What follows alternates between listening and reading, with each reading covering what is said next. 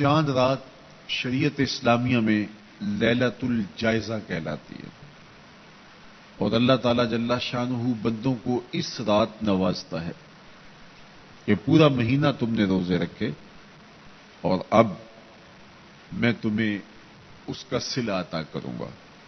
और लैलतुल जायजा में अल्लाह ईदी अता करता है और बंदों को वो अता करता है जो वो सोच भी नहीं सकते कि हमारा मालिक हमें क्या क्या अता करता है।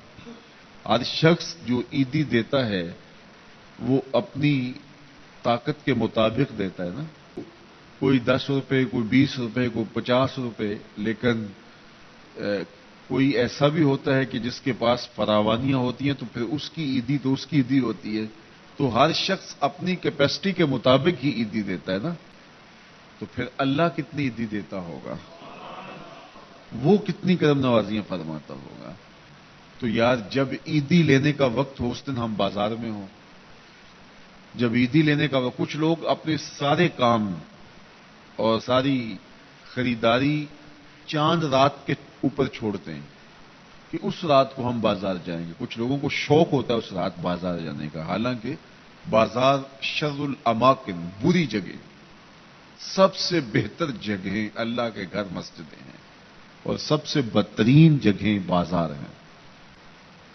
आपकी मजबूरी है कुछ खरीदना और अगर आप कारोबार करते हैं तो आपकी मजबूरी है कुछ बेचना ताकि आप उस खरीदो फरोख्त से अपने बच्चों का रिज़्क कमा सकें या अपनी जरूरियात को वहां से जाके खरीद के ला सकें। तो वो मजबूरी है, तो मजबूरी के लिए आप वहां जा सकते हैं और हमें हुक्म दिया गया देर से जाओ जल्दी वापस आ जाओ। मस्जिद में हुक्म दिया गया है जल्दी जाओ देर से वापस आओ। ये बात ज़हन में रखिएगा कि ये लैलतुल जायजा है, ये झोली फैला के रब से मांगने का वक्त है, ये बाजारों में आवारगी का वक्त नहीं है। तो ये रात भी हमारी अल्लाह के हुजूर इबादत में गुजरनी चाहिए, जिक्र व फिक्र में गुजरनी चाहिए, याद इलाही में गुजरनी चाहिए।